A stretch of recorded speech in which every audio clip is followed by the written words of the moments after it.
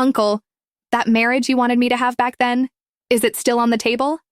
My voice was hoarse, trembling, but I pressed on. If yes, then pick me up by next week. I'm agreeing to that wedding. There was silence at first, then his voice, confused, even alarmed. Shania? What are you talking about? Isn't today your wedding party with Marco? I'm sorry for not coming because I was busy, but what happened? Why are you suddenly saying this? My chest rose and fell as I struggled to keep steady. Because for the second time, he postponed our wedding ceremony. For Camille.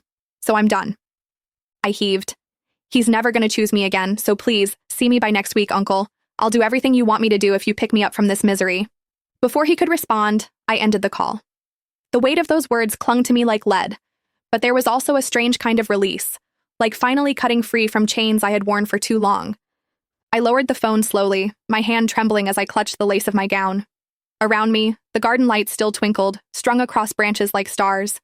The roses and lilies we had chosen together lined the aisle, their fragrance heavy in the night air. Tables were filled with food that no one touched, champagne glasses half empty. And yet, there was no groom. My wedding had become nothing but a spectacle of pity.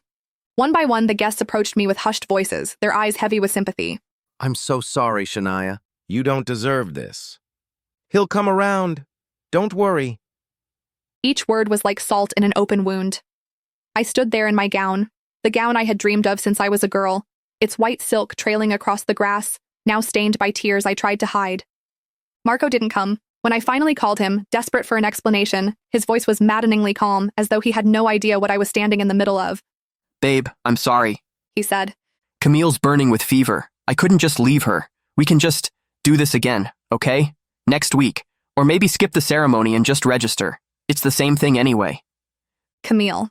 The name was enough to make my chest ache with bitterness. I closed my eyes, my hands tightening around the phone until my knuckles turned white. For 20 years, Marco and I had been the perfect childhood couple. Everyone knew it. Everyone expected us to marry once we turned 25. It was supposed to be fate, our destiny, and it almost happened. A year ago, the wedding was already planned.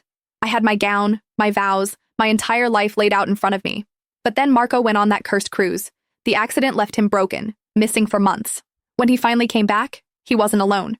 He came back with Camille, the woman who had saved him, cared for him while he recovered.